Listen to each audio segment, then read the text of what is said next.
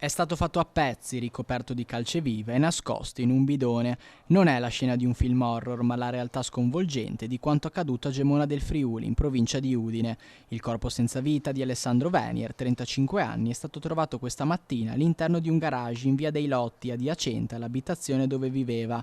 L'allarme è scattato intorno alle 10:30 e in pochi minuti sul posto sono arrivati i carabinieri, i vigili del fuoco, la scientifica, la polizia locale, un'ambulanza e l'automedica. Via dei Lotti è stata chiusa per ore mentre gli investigatori cominciavano a esaminare una scena del crimine tra le più agghiaccianti degli ultimi anni nella zona. Secondo una prima ricostruzione il cadavere era stato smembrato, chiuso in un bidone comparso di calceviva, un tentativo verosimilmente di accelerare la decomposizione e nascondere l'odore.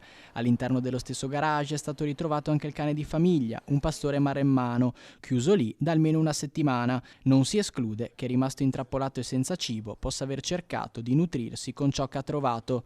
L'omicidio infatti potrebbe risalire ad almeno 7 giorni fa. Alessandro viveva con la madre, Lorena Venier, 61 anni, che dalle nostre immagini vediamo venire verso di noi, e con la compagna, una donna colombiana di circa 30 anni, madre del loro bambino di appena 6 mesi. Dalle prime informazioni le due donne avrebbero ammesso l'omicidio. Gli inquirenti ora stanno verificando effettivamente i racconti raccolti durante gli interrogatori. Si indaga infatti su un possibile contesto di tensioni familiari, un quadro complicato che gli inquirenti stanno cercando di ricostruire con attenzione. Secondo quanto emerso, la compagna inoltre era seguita dai servizi psichiatrici del CSM subito dopo il parto.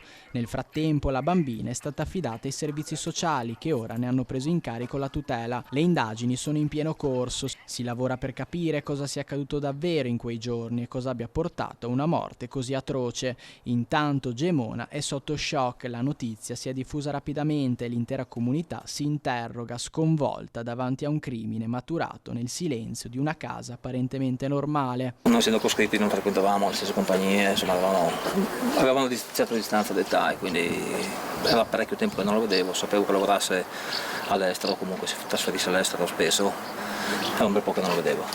Si tratta di un dramma molto, molto grave e adesso insomma tutta la comunità si stringe attorno alla figlia perché è quella che ha bisogno di ricostruirsi una vita e una famiglia.